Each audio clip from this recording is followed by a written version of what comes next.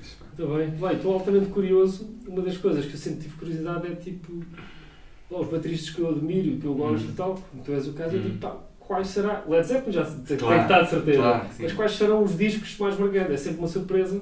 Sim. E Eu trouxe aqui uns discos que ficaram na minha memória, a minha primeira memória, ou que transformaram qualquer coisa. Claro que há coisas atuais que eu gosto de ouvir e que sou grande fã mesmo, mas que não foi o caso. Não foi aqui até é mais o que marcaram, que me lançou para tocar, exatamente. Para dizer o que é isto, não é? Sim, sim.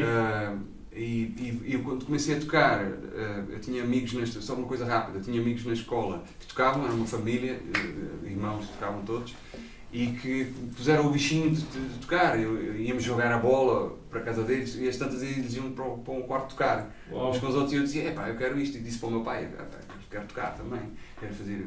O pai alugou uma bateria e o meu pai sempre ouviu jazz a vida toda, só que eu não entrava, a minha cena não era bem o jazz. Nós estamos a dizer há bocado que era mais rock. Sim, eu, através desses amigos, eles ouviam várias cenas, mas via aquela coisa dos Led Zeppelin e de Black Sabbath e essas cenas, e eu vidrei naquela cena. E quando eu ouvi este disco, Led Zeppelin 2, pela primeira vez, infelizmente não tenho em vinil, isso já é agora a edição especial que saiu já com alternate takes, não sei o quê, que o Jimmy Page lançou agora há um ano ou dois.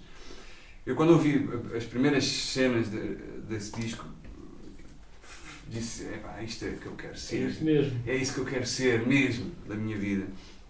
E foi-se uma grande descoberta, porque a partir daí comecei a pesquisar coisas, descobri outros discos incríveis também, como na altura o Deep Purple também, Made in Europe, já com a formação com o David Coverdale, já não é a formação original. Yeah.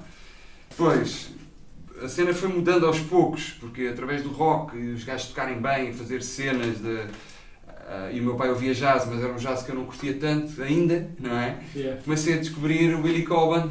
Que é mais uma coisa de transição. Jazz rock, exato, a cena da fusão e isso é um grande disco, o Spectrum, é um clássico do gajo, e aí fui aos poucos tentando aprimorar o gosto não só pela bateria, mas pela música. Yeah. Descobri os Weather Report também. Esse é com o Peter Erskine? Não, esse é o Alex Acunha e o Manolo Badrena. Esse foi o disco em que